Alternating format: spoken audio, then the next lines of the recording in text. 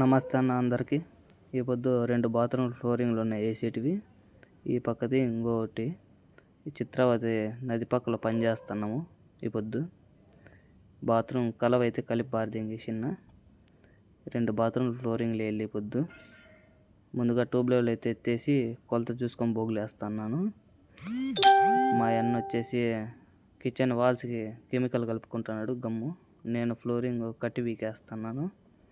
ఈ పొద్దు ఫ్లోరింగ్ కట్టి పీకేసి టైల్స్ వెళ్ళా కట్ అయితే పీకేసినాను మొత్తం అంతా ఫ్లోరింగ్.